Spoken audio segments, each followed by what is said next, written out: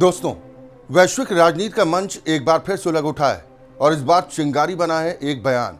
एक ऐसा बयान जिसने न सिर्फ शब्दों की मर्यादा तोड़ी बल्कि कूटनीति के स्तर को भी सवालों के घेरे में ला खड़ा किया है। अमेरिका के राष्ट्रपति डोनाल्ड ट्रंप ने एक सोशल मीडिया पोस्ट शेयर की और इस पोस्ट में भारत और चीन जैसे देशों को नर्क के जैसा बताया है। इतना ही नहीं, भारतीय और चीनी इमिग्रेंट्स को लैपटॉप वाले गैंगस्टर तक कह डाला।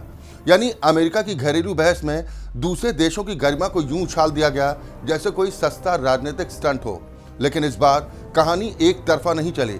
भारत ने पहले संयम दिखाया, चीन ने दूरी बनाए रखी और तभी एंट्री होती है ईरान की। एक ऐसी एंट्री जिसने पूरे खेल का रुख ही बदल कर रख दिया। ईरान ने सिर्फ जवाब नहीं दिया, सीधा वार किया। हैदराबाद स्थित ईरानी दूतावास ने कहा कि भारत और चीन सभ्यता की जन्मस्थली है। असली हेलहोल वो जगह जहां का नेता युद्ध की भाषा बोलता है और दूसरों की सभ्यता मिटाने की धमकी देता है। ये सिर्फ प्रतिक्रिया नहीं थी, ये सीधा संदेश था कि इतिहास, संस्कृति और वैश्विक योगदान को नजरअंदाज करके कोई भी देश दूसरों को नीचा दिखाने का हक नहीं रखता। सोचिए, जिस भारत ने दुनिया को योग दिया, आयुर्वेद दिया, दर्शन दिया, जिस चीन ने सभ्यता के हजारों साल पुराने अध्याय लिखे, उन्हें नर्क कहना ठीक वैसा ही है जैसा ताजमहल को सिर्फ एक पुरानी इमारत बता देना। और फिर अमेरिका बैकफुट पर आता दिखा।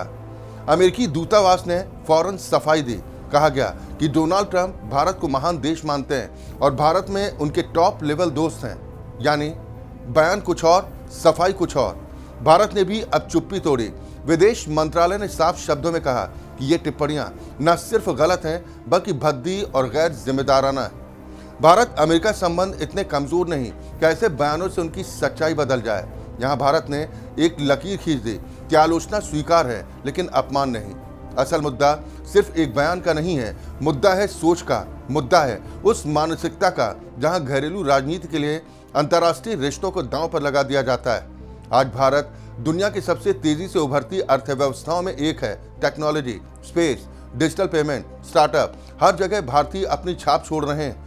ऐसे में भारत को नर्क कहना सिर्फ एक देश का अपमान नहीं बल्कि करोड़ों भारतीयों की मेहनत, संघर्ष और उपलब्धियों का अपमान है।